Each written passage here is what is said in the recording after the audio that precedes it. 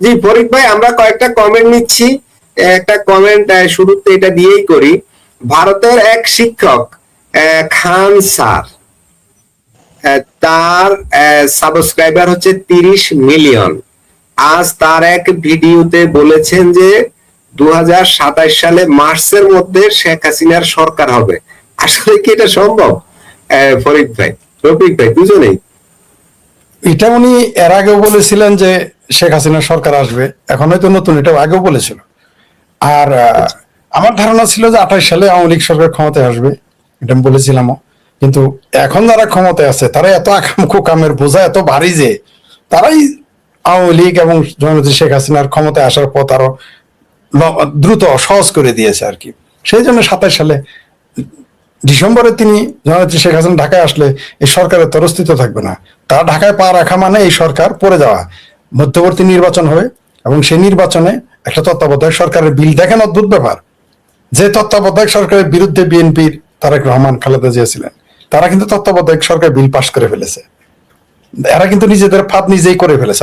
96 সালেও একবার এভাবে বাধ্য হয়ে তারা পাশ করতে হয়েছিল। এইবার আরো হবে, ওটা ছিল বাধ্য হয়ে, আর এবার নিজেরাই করেছে। তো তাহলে এখন একটা তত্ত্বাবধায়ক সরকার, মনে করেন যে জানুয়ারিতে একটা মধ্যবর্তী নির্বাচনের ঘোষণা হবে, সেইখানে সর্বদলীয় নির্বাচন হবে তত্ত্বাবধায়ক সরকারের অধীনে।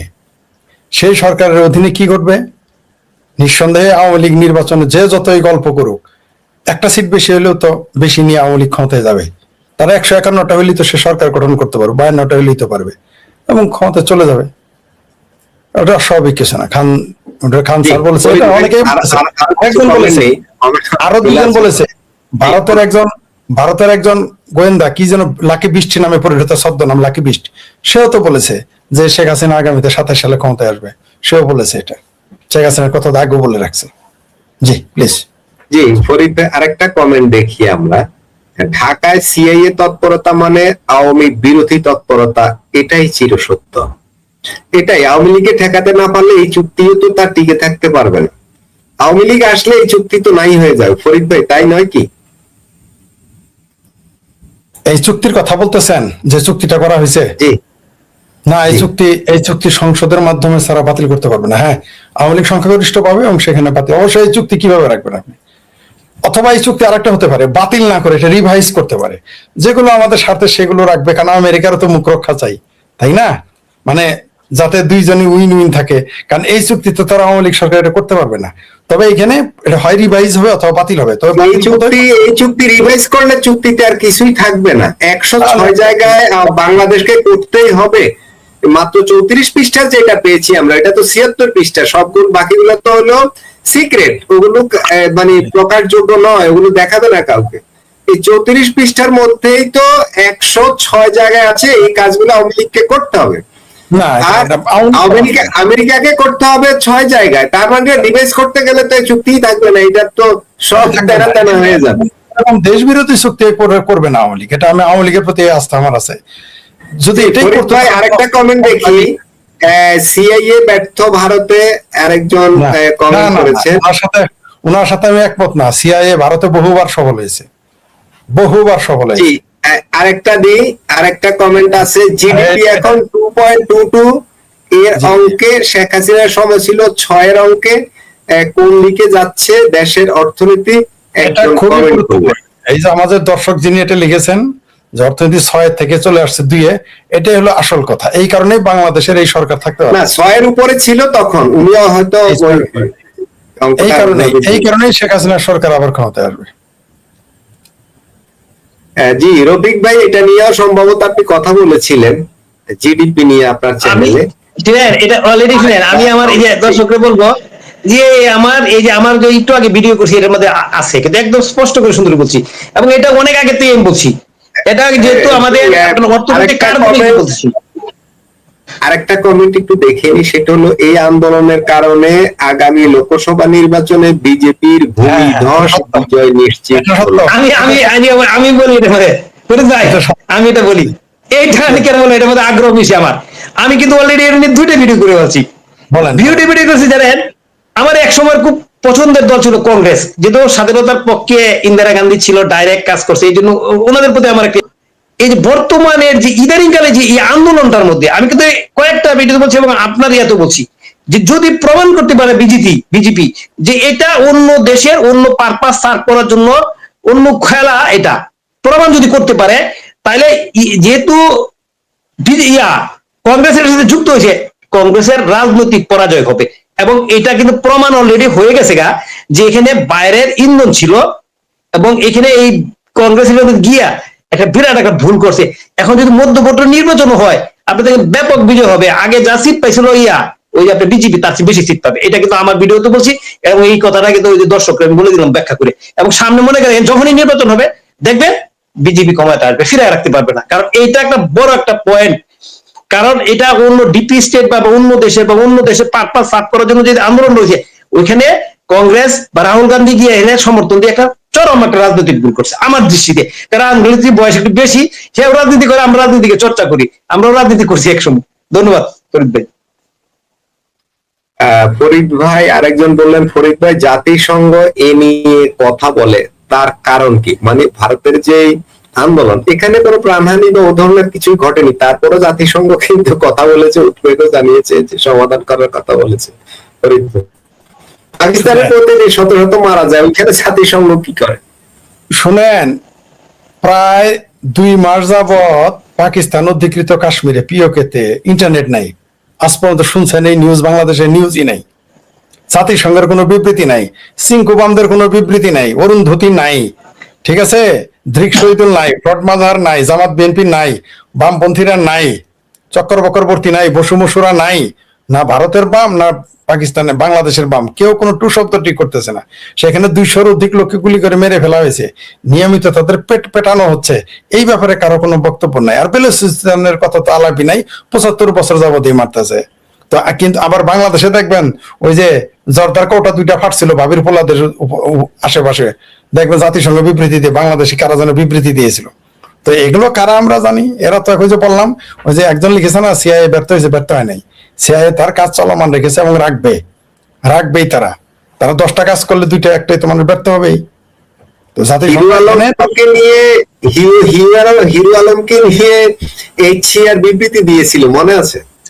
মনে হয় ওইটা না তো, এই যে শুক্র 8 দিন আগে জর্দার কৌটা পাওয়া গেল, ফাটে নাই, মরে নাই কেউ, তাতেই উদ্বেগ প্রকাশ করলো না বাংলাদেশের রাষ্ট্রদূতরা, বিদেশি রাষ্ট্রদূতরা?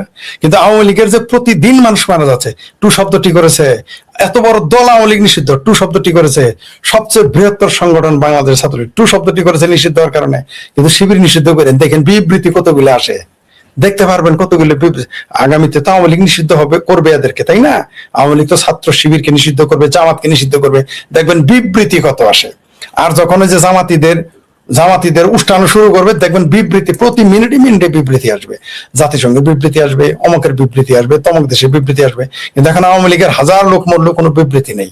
ঠিক ওই ভারতের বিষয়টা তাই, কারণ এখন সে একটি বিশেষ দেশের স্বার্থ রক্ষা করতেছে না ভারত, তাই বিবৃতি দেয়। তবে এটা মানুষ এখন বুঝে ফেলেছে, মানুষ এখন প্রত্যেকেরই প্রতারণা, সে যে কোনো রাজনৈতিক দল হোক পৃথিবীর, মানুষ কিন্তু যাদের বোঝার তারা বোঝে। জি, ধন্যবাদ। জি, ফরিদ ভাই আরেকটা কমেন্ট দেখি, আমরা কমেন্ট আর বেশি নেব না। RSS প্রধান মোহন ভগবত এই সিদ্ধান্ত নিতে সরকারকে বাধ্য করেছে। বাধ্য করেছে বলবো না, কারণ পরামর্শ দিয়েছে, এটা দিতে পারে। আর নরেন্দ্র মোদী এটা বুঝে শুনেই করেছে, এটা পরামর্শ দিতেই পারেন। মানে উনি ওই দল, যেহেতু এটা প্যারেন্টস অর্গানাইজেশন, তারা তাকে পরামর্শ দিয়েছে। কারণ নরেন্দ্র মোদী কারো কথা শোনার লোক না, তার 2 কেরামন কাতেবিন আছে, অজিত দোভাল আর হচ্ছে S জয়শঙ্কর। এই যে 2 রথের ঘোড়াকে নিয়ে তিনি যে ছুটছেন, সারা পৃথিবী ছুটে বেড়াচ্ছেন, এটা সম্মিলিত ভাবেই করেছে। তিনি তাকে পরামর্শ দিয়েছেন, ভগবত, কোনো সন্দেহ নেই। আরেকটা কমেন্ট দেখি, সেটা হচ্ছে ভারত তেলাপোকা দমনে 130 জন আমেরিকানকে ট্রেস করা হয়েছে, ওরা এসেছে নেপাল দিয়ে। দেখা যাক এরা কে এবং কেন এত আমেরিকান একসাথে এখানে এসেছে। ফরিদ ভাই, আমি একটা ভিডিও দেখেছি একজন আমেরিকানকে, তিনি আমেরিকার কোন একটা অঙ্গরাজ্য থেকে এসছেন, উনি নাম রেখেছেন, ওনার নাম হিন্দু নাম, আমার নামটা এখন মনে নেই। হিন্দুদের মতো হিন্দুরাই যে এক ধরনের তিলক কাটে না, এই চন্দনের ইয়ে দিয়ে, সম্ভবত দেখেছি। চন্দনের ইয়ে দিয়ে এটা করে। হ্যাঁ, এরকম একটা চিহ্ন কপাল দিয়া এই পর্যন্ত একে সে ওই আন্দোলনে শরিক হয়ে গেছে। তো ও তো হিন্দুরা জানে না, বা ইসকনের সাজে এসেছে, ইসকনের সাজে। অনেকটা হতে পারে জাস্ট আমি তো অত কিছু ওই ওদের সম্পর্কে অত কিছু বুঝি না, তো ধর্মীয় বিষয়গুলো আর কি। তো এই লোকের সাক্ষাৎকার নিয়েছে, সে বলছে এখানে ছাত্রদের হ্যান করছে ত্যান করছে, নানা কথা বলছিল ইংলিশে, অনেক অত্যাচার করে, ছাত্রের মারধর করা হয়েছে। আমি ওদের পাশে দাঁড়ানোর জন্য এখানে আসছি আমেরিকা। এই যে কমেন্ট করেছে, তার কমেন্ট কিন্তু ঠিক আছে, সত্যতা আছে। না, এটা ওরা এখানে আপনি একজন ভিজিটর হিসেবে আপনি কোন দেশে বেড়াইতে গেছেন, সেই দেশে তো আপনি নাগরিক না হলে আপনি তার আভ্যন্তরীণ রাজনীতি নিয়ে কথা বলতে পারেন না, আপনি বলতে পারবেন না, এটা রুলসই নেই। আপনি কোন রাজনীতি আপনি দেখেছেন, আপনার দেশে গিয়ে কলাম লেখেন, বই লেখেন, আপনি তাৎক্ষণিক বিবৃতি দিতে পারেন না, আপনার সামনে ঘটলেও না, এই রাইটসই নাই আপনার। ওইখানে আপনি যাবেন কেন? ওইখানে একটা দেশের রাজনৈতিক মিটিং হচ্ছে, ওইখানে বিদেশি যাবে কেন? প্রথম অপরাধ, এটা কেন প্রথম অপরাধ।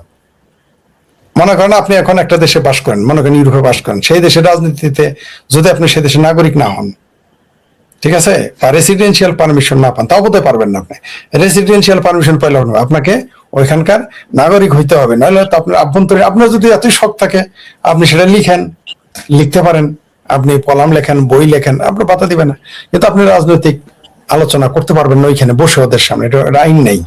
একটা দেশের নাগরিক আরেক দেশে এই কথা বলতে পারে না। শুধু 130 জন না, আপনার এই ওরা এসে ওখানে আন্দোলনে জয়েন করেছে, বিষয়টা আপত্তিকর না? অপরাধ, এটা তো অপরাধ, এটা তো আপনি অপরাধ করেছেন, আপনার ভিসার নীতিকে আপনি ভঙ্গ করেছেন, এটা আপনি পারেন না করতে। কেবলমাত্র সাংবাদিক যেতে পারে সেখানে, তাও নিজের মত প্রকাশের জন্য নয়, খবর সংগ্রহের জন্য।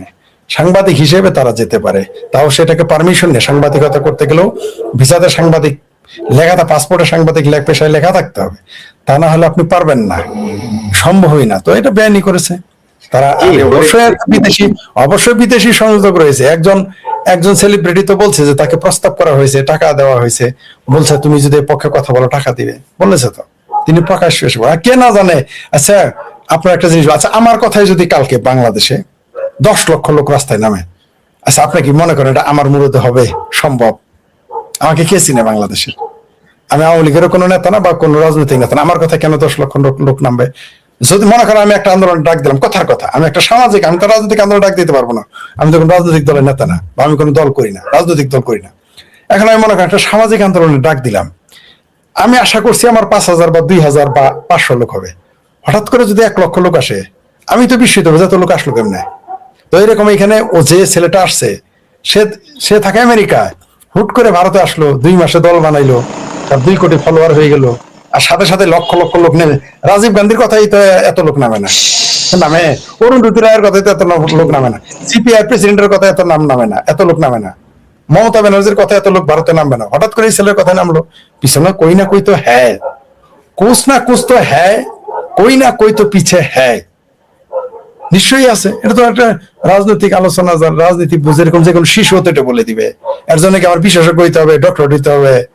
কমন সেন্সের ব্যাপার। আমার কথা যদি কালকে বাংলাদেশে 64 জেলা আন্দোলন শুরু হয়, তাহলে বুঝতে হবে না আমার পিছে কেউ আছে?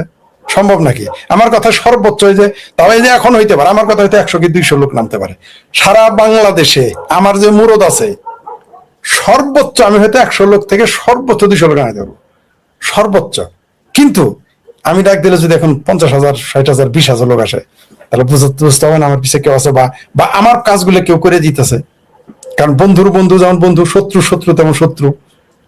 সুতরাং এর পিছিয়ে যে কেউ নাই, এটা যারা বলে যে এর পিছিয়ে কেউ নাই, তারা হয় ঘাওড়া, মানে হয়তো ঘাওড়ামি করে। যেমন যে বাংলাদেশে আমেরিকা বলতেছে $29 মিলিয়ন খরচ করেছে, স্বয়ং পিনাকির আব্বা হুজুর ফ্রড মাঝার বলতে সেটা আমেরিকার কথা হয়েছে, বাংলাদেশের অনেকে এখন বলতে সেটা আমেরিকার কথা হয়েছে, তারপরে স্বীকারই করে না, কয় না এটা সারা পৃথিবীতে আমেরিকারা দেখে, কিন্তু বাংলাদেশে আমেরিকারা দেখতেছে না, দেখে নাই শেখ হাসিনা সরকার উচ্ছেদন আন্দোলন।